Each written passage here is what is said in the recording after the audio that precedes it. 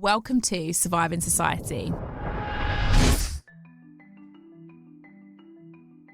Welcome to Surviving Society / Loco Parentis, The Reflection. Twayna, congratulations on such an amazing series. George, bashment horns, please. There's so much in this series, Twayna, that it spoke to me on so many levels. And even saying that, I kind of feel a bit bad because it's not about my experience at all.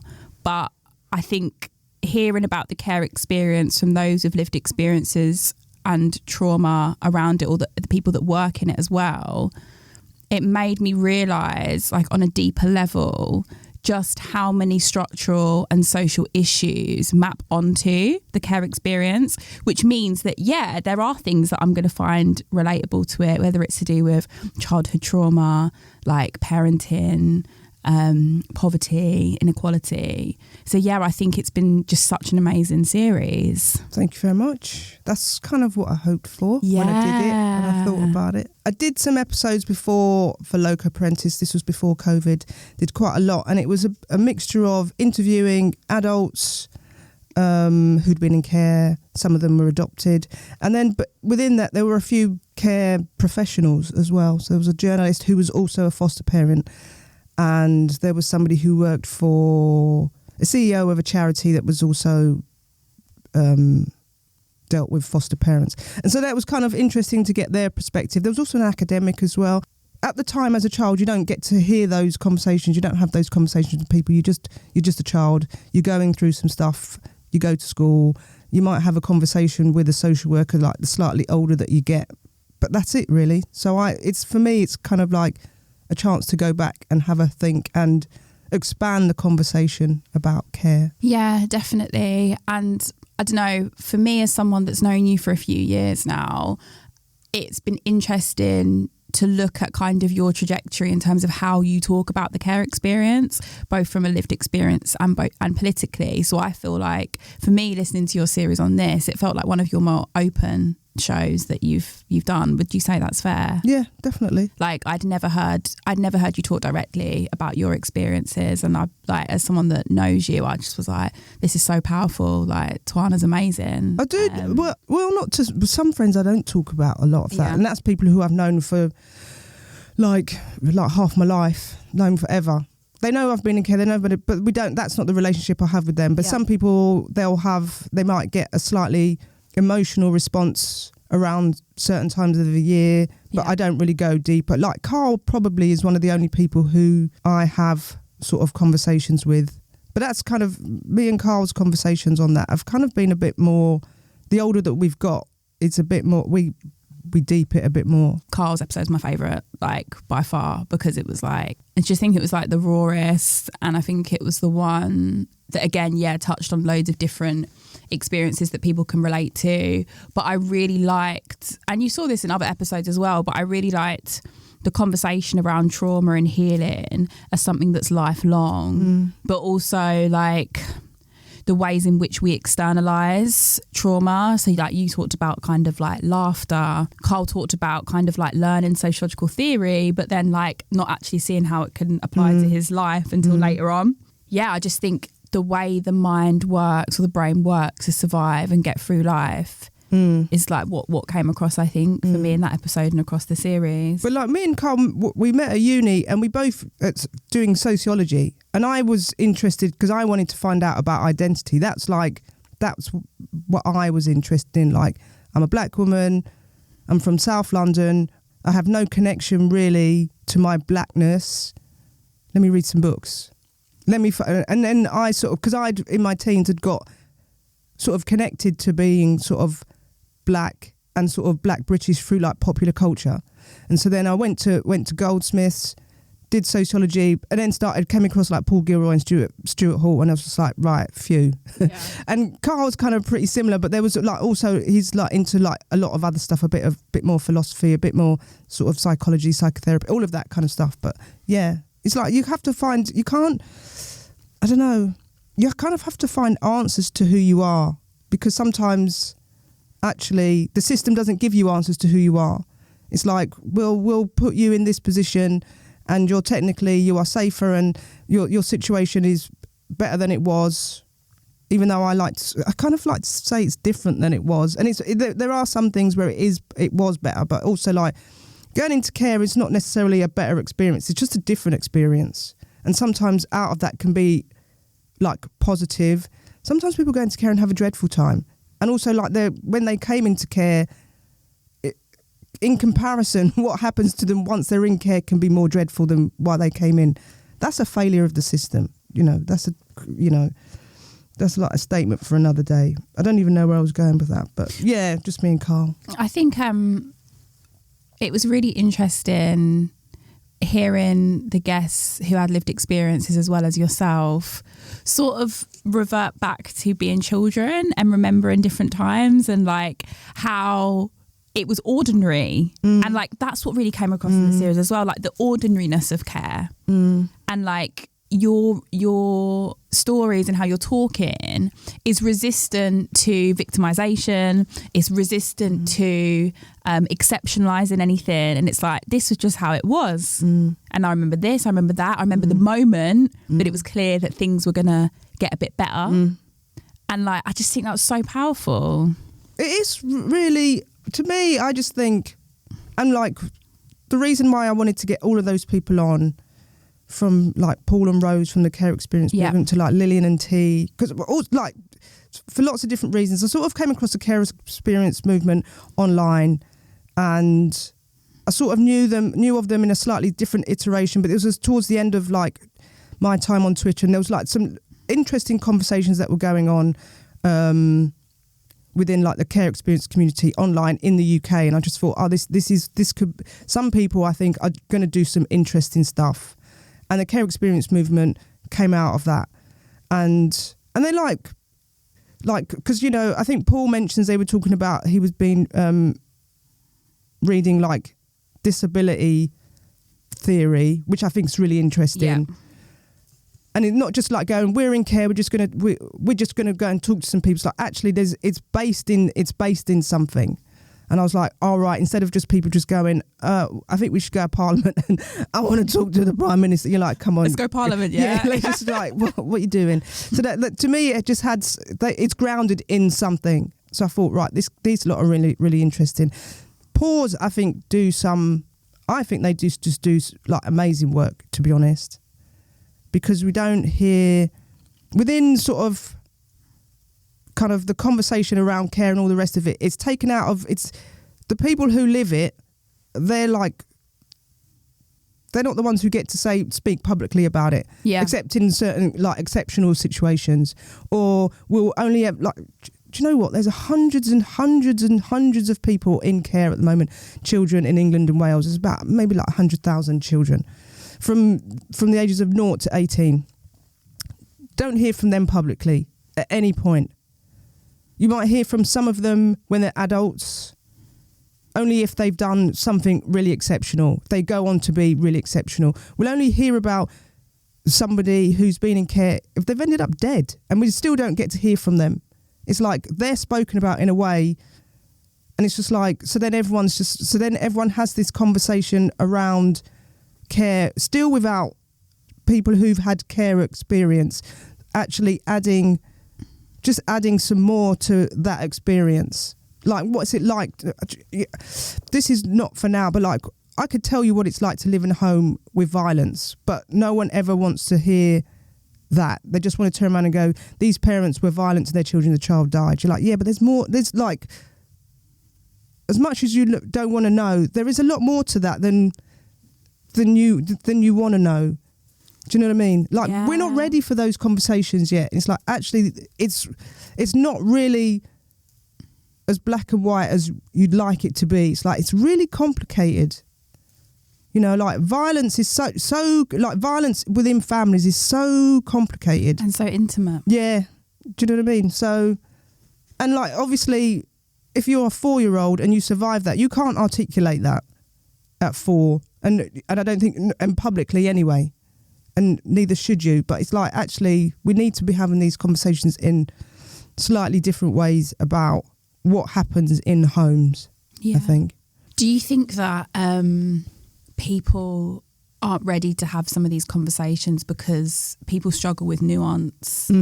Constantly as a society want to see people as like good and bad, right and wrong. And that's not me trying to justify violence in families or violence at all, but like being in that, the strategies that you learn to survive become integral to your makeup as a young person then adult. Like those are fundamental learning experiences that then become part of who you are. You can read loads of stuff like about like in like abolition stuff, and they talk about like violence and sort of violence within families, and it's kind of like, instead of like calling the police in that situation, it's like, actually, you know, you need things like mediation. You need loads of stuff, and it needs loads of time and just patience and care, like, of everybody in that situation. Even somebody who, on the outside, is the perpetrator and, you know, in like inverted commas, is the worst of the worst in that situation. It's like, actually, this needs a lot more than just going, let's get these people out of the house, let's arrest, like all of this stuff. And not saying that the people on the receiving end shouldn't respond in that way and want to say that kind of thing, but actually, I think we just deal with all of this stuff. We're not solving anything. We're just moving it. Somebody may no longer be in a household with that family, but they could quite easily move on to another family and just, do you know what I mean? It's like, we're not ending anything. It's like, you might have got somebody out of your life, cool, and that's good. But also, we're not curing somebody here who needs an intervention of their own, which is not necessarily just like locking someone up and going, see you later, and see you in 4 years, when you're probably going to come out worse than when you went in. What came through for me in hearing you speak across the series and with all the guests is this kind of the abolitionist trajectory, but also like love, understanding, humility and forgiveness. And for those to be ways of being and understanding the world from people that have experienced care, like, if you guys can do it, we all need to fix up. Do you know what I mean? Like, we all need to fix up. There was sorry to interrupt. There was like, in an episode that I did before, it's the one that I always remember it. It's the one that I did with a journalist called Martin Barrow, who's also a foster parent. And I just made a comment where I was just like, I don't want to say negative, but maybe slightly dismissive of like my birth mum. And he just comes back and says at me something along the lines of, like, children come into care sometimes, like, not necessarily that love is not necessarily that like love is not in the room, but other things, it makes it look like love is and care isn't there because other things have kind of swamped what those things are. And I just kind of, and that kind of stuck with me because I was thinking, oh, actually, like, and so in that time, and I think I've slowly been coming there myself, I look at our situation a lot different from the younger version of me. And not to say that I've, you know, forgiven people involved in that, but actually I can look at it with a little bit more empathy for everybody in that situation, and not necessarily just us who were the children in that situation. I just think it needs some care for the adults who were involved in that as well, because they, looking back now, they were like, oh, actually, you were doing like badly, just like emotionally and mentally and all of that. It's like you were not well, and that manifests itself in different ways. It shows as dysfunction and all the rest of it in a family sometimes. What you're saying really came across in hearing you talk about your mum. I've never heard you talk about your mum before. And yeah, listening to that story of Jamaican woman coming here without parents have got more children, what that must have been like just hearing that narrative, I was like, wow, this is powerful. I've lived with this my entire life in like different ways, and being taken out of that situation didn't stop it from being part of my life. Yes. Do you know what I mean? And it's kind of like, I need to live my life, and I need to go through the world and interact with people, but I've got this thing that's always there, and it's kind of like, actually, it's such a heavy load to carry, right? And for me, like, doing some of this stuff is like, it's a way of me like trying to rid myself of some of this and fight, because otherwise it's like, actually, I can't really carry it for much longer. Do you know what I mean? It's just like, and I want to live my life with like less of this baggage. And so like, in a way, for me, it's kind of like, how do I shed some of this stuff, and it's just by chatting to people who can help me sort of get through this situation. Do you know what I mean? Us being able to talk about our trauma on podcasts like this, for me, it can be incredibly therapeutic, but you also never know who's listening and like the impact that can also have. And I'm not sort of saying that to like pat ourselves on the back sort of thing, but like it's just two-way, isn't it? The more we step into acceptance and understanding, the more others are able to, and like, because I always think about it as well in terms of like especially parents who adopt children and just think, I'm just going to love these children, it's just going to be fine. And it's just like, oh, actually there's a lot more work that you need to do actually. And I don't really know what the training is involved in that, like adopting children, but they're kind of like, we need to, basically you get your past gets rooted about, and then they just want to just make sure that everything that you've had that's been an issue in your life has been resolved, because you might be met with trauma. But also I don't think people understand what it is and how to deal with that. It's kind of like, do you know what I mean? It's just like, I still don't think people, and like me, like years later, I'm fine. Like I pass as fine. Do you know what I mean? So it's like, actually it's really complicated, this stuff, and it sort of finds its way into weird bits of my life in unexpected ways over the years. It's kind of comes, you think, oh, I've moved beyond, like, yeah, we're old now. There's kids in there's new generations in the family. No, we're not. There's so much still, and then you see it in like the younger ones, like nieces and nephews, and like all of that kind of. So you're like, yeah, because then they come with questions that you don't have answers to. You're like, yeah, this is it, mate. There are no answers. Yeah, it just is. It is soz. Yeah. Every day I'm thinking more and more about what it means to look at trauma, to live with it, to heal from it, understand it, but as Carl said, to not let it define us. And it's like, there's a part of me that's like, well, for many people it does define us. How do we step into love, or how do we step into an ordinary life without when it rears its head as taking us off course? I really liked some of the conversations around kind of being dysregulated and what that means and how to cope with that, because I don't, like, as a society, like, we're a very sick society, and I feel like some of your answers or some of your responses throughout the series has been around slowing down. It's been around rest, and it's been about work-life balance. And you talk very poignantly about the pandemic being like a big point for you in terms of a reset. And yeah, there's just so many people that are never going to get that. That's, I don't want to swear, but that's fucked. Like, we're done for. Yeah. Do you know what I mean? And I don't mean that in kind of like, but it's such an unhealthy way to like live as a society, as individuals, as communities. It's just like, it's unwell. Yeah. And people just like pushing on and can't, you know, some people can't afford to stop, and like the system doesn't allow you to stop, and the world doesn't. It's like, we can't keep going on like this. It's not, it trickles down in lots of different ways, and then you're just still sort of just churning out this. We're not stopping anything. Like, we still will have kids coming into care because we're not thinking about what's going on in certain families and individuals and community, just as a society, like all of that kind of stuff. We're just feeding into this, and no one's stepping back and going, right, should we try something else? Because it's not really worked this way. We've possibly found short-term solutions to like long-term problems, but maybe we should just sort out the long-term problems as well. Possibly. Yeah.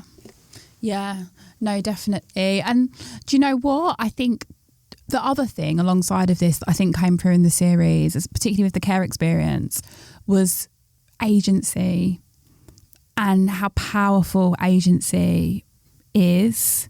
Like self-advocation, like you were talking about, like 100,000 kids in care, like their voices never being heard. And like, it's like the one of the structural inequalities and experiences that we have in our society, where those that are on the sharpest ends of it, you just don't hear from them. And like, I was thinking, there's so many other, I'm not trying to compare, but I'm just saying there's so many other experiences where we do actually hear, but it's such a hidden one. And it's like actually putting these people, if they're ready for it and they're not being expected to do something amazing in order to prove their value, like that real kind of emphasis on agency, I think is also really powerful. And sort of going, like there's a lot of charities who like to work with like care leavers. So it's usually like 17, 18 year olds and sort of those in their early 20s, which is cool, it's fine, but also not like pay them like properly for their work. So it's like, here's like as Rose said, here's an Amazon voucher. You're like, seriously, come on. But also at the same time, not listening to those who are older. I was having a conversation with somebody a few weeks ago, and she was saying I would be interested to know, like, hear from like care experienced people over 30, and it's like, how do you live a life as somebody who's gone through this, and like just how do you, and on paper this person's doing incredibly well, but obviously she knows that life has its challenges, and there's not enough examples of having a difficult childhood but still going on to like have a good life. We don't have that. Like somebody can turn around and tell you like loads of statistics, really like prison system and like not being able to read them. Like, seriously, just don't tell me these stats like you're doing me a favour, because I've not done any of that kind of stuff. And you're like, do you know that's a failure of a system, that if like a hell of a lot of people who've been in like state care as children end up in prison, end up with no qualification, that's not something to be issue. Like championing, like, well, at least you didn't end up like that. It's like, well, yeah, but also we should be doing something about that. Yeah. What would you like listeners to come away from this series? I want people to listen to the series and think differently whenever they hear about care and children in care and the women whose children have gone into care and the people who've had difficult childhoods. I want them to think differently and think about people as sort of not necessarily as like individuals with individual failings. I think I want people to, even though you won't have the chance to, but like think about them as broadly as possible, as like being like siblings, having brothers and sisters, wider family members, you know, favourite TV programmes, just all of the normal things that sometimes get taken out of the conversation when we talk about certain sections of society. Yeah. So an understanding of lived experience, understanding of the nuances and the differences. Where do you see the hope? I don't know. There is, I don't know, hope. There is hope. Do you know, I am hopeful. I don't know how though, and where there is hope. In us, I suppose, in having these conversations.